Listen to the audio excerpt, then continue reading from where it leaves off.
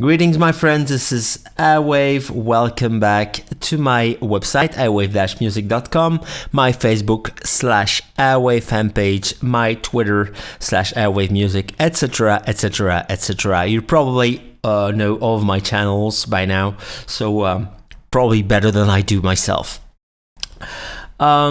This is a special video blog post. First of all, to wish you a very happy 2016.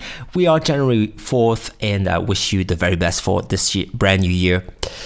Now, well, let's go straight to the mattresses.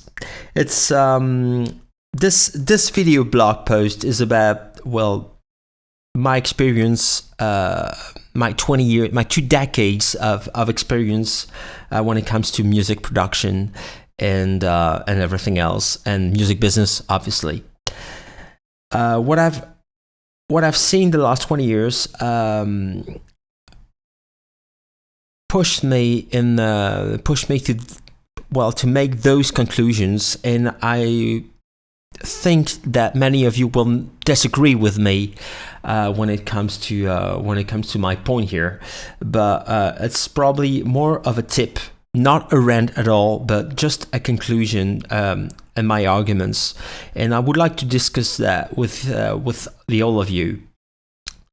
And this is all about piracy, illegal software, and everything else. So of course, everyone today is downloading music on websites, less and less, because many of you discover music by on streaming websites and services, which is a good thing. This is not going to make us rich, which is also probably a good thing, but this is at least a very good way to discover brand new music. And so you can find my music on Apple Music and Spotify, also on Beatport, as they have a streaming website, and many other services, Deezer and the likes. They all offer my music. So I'm really glad that many of you discovered my music on those services. But that's not my point here. The point is that my point is aiming at aspiring producers and musicians, as I've discovered that 90% of the music I get, 90% of the music that gets made inside the electronic genres today makes heavy use of illegal software. And it pushed me to that conclusion that because of that, no one is gonna buy the music. Let me explain that. First of all, you think, well, you don't have that much money. So you think, well, I'm going to buy a computer, a standard MIDI keyboard, and probably a pair of headphones or monitors, just like those the ones I have here. And I'm going to start making music. I'm going to get myself a copy of FL Studio or Cubase or whatever, and I'm gonna start making music. Well, many of you don't even bother buying the DAW software, the sequencer and everything. Secondly, there are many plugins. I'm gonna explain later on how many you have, but you probably know that better than I do. But okay, so you have so many plugins on top of that, and I've discovered that most of the artists I get music from don't even bother buying either the sequencers or the plugins or the effects, the software instruments, the contact libraries, and so on and so on and so on. So the list keeps going on, and on top of that, they are a little bit desperate because they don't get many record sales or many listens on streaming services. Well, the reason why seems obvious to me. That's because, you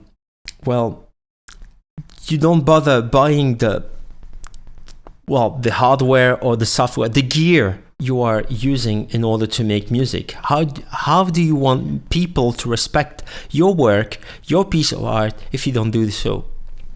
That's my point.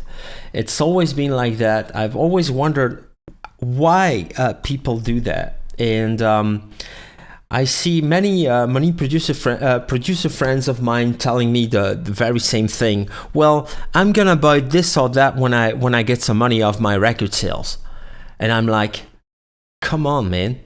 How do you want the audio industry to respect you if you don't buy your software? So actually, they're missing the point here. They're missing a huge bus. They're probably missing a huge world of possibilities and opportunities. And let me tell you something. I'm gonna show you my example. And of course, in my history, when I started, we didn't have any choice because there was no software. The only software that I got was Cakewalk on a PC, a very, very, very bad PC. But I don't care. That was 20 years ago. And I was just using the copy of Cakewalk that I got. That was an official one. And I got on top of that hardware, which is synthesizers, effects, mixers, a lot of cable, of course, compressors, samplers, etc., etc., etc. Everything that virtually you can find on the internet today for your DAW software, or even inside your DAW software package when you buy it.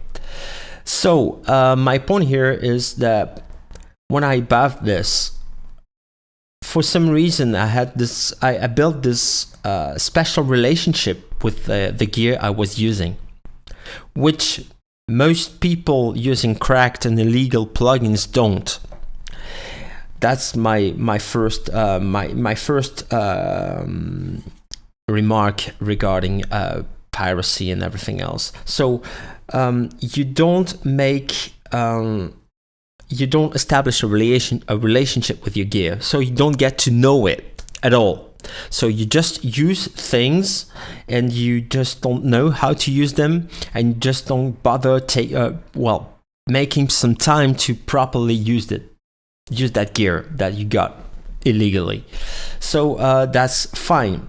Back in the day when I bought a synthesizer, it cost me at least €1,000.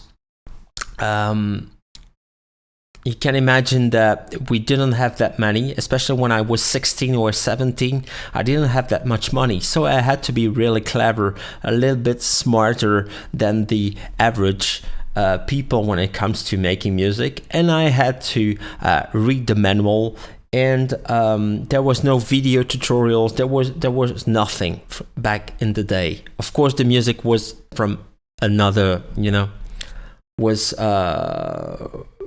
the quality of the music was not that good, to be honest, but that's not my point here.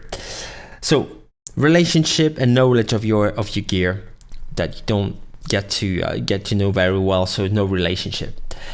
Secondly, endorsement, and of course relationship with the software developers. To be honest, I have a very good relationship with, about Plugin Guru, who makes patch libraries for many synths, such as Zebra, Omnisphere, and the likes. And he's a sound designer himself. He's been working with Korg from the late 80s, I think. And this guy has the same philosophy. He buys a lot of he used to buy a lot of hardware. Now he has a lot of software, just like I do, and we buy everything. And I had this kind of relationship with him because I bought his software. That's as simple as that. So if I hadn't bought any of Plugin Guru's libraries, I wouldn't have established this connection and this relationship with this guy, and I wouldn't have released my patch collection for Omnisphere last year. So you see my point here. By buying some stuff and establishing this connection with those plugin developers and sound designers and everyone else, you tend to get some kind of recognition for your work as well. And this is exactly what people using pirated software, illegal software, are missing. This is the point. This is the most important thing. You see all those artists, such as Richie Houghton and the likes, promoting native instrument stuff heavily. There is a reason for that. They're not using illegal software. Of course, they are buying the software first of all. And this is how they got their endorsement. And this is why you're not making any sales if you use illegal software. And this is why you don't get any endorsement if you use illegal software, because you get no one's respect. So this is not a rant. This is just my conclusion. And I think I have a point here. If you want to make it inside the music industry, especially electronic music, you have to buy the software you use. End of story. That's as simple as that. And I'm gonna show you. Show you how many plugins I have here. This is my collection. I've got some from Audio Damage, from Cable Guys. I've got some from Camel Audio, which is now part of Apple. Of course, I've got this one, but I rarely use it, to be honest. I've got some Isotope, Native Instruments, a ton of them, of course, as I have Complete 9. I have almost the whole collection from Sine Vibes, which is a collection I strongly recommend if you're using a Mac and audio units. I've got just one plugin from Waves because I don't need anything else. And Sugar Bytes, a few of them. This is for the plugins. And also I have instruments, which here they are. Sorry about that. And instruments I have, well, Spectrasonics, Sonic Charge, Plugin Boutique, Big Kick, recent addition to my gear. Really happy with it. And today it's really cheap. So if you see this video today on January 4, 2016, go run buy it. It's 22 euros plus tax. So it's next to nothing. Homeforce is a good collection of plugins. Innovation, I still use vStation, it's really good. I still have Silent One. You see everything here. I've got like 500 plugins in total, and I've got sorry about that. And I've got like 60 or 70 contact libraries. Yeah, that's a lot, but I bought everything. And that's what makes the difference between me and many others, which they don't understand. They probably have a lot more followers on Facebook, on Twitter. They probably have regular DJ gigs, which I don't necessarily need or have, but they don't buy the software. They don't bother buying the software.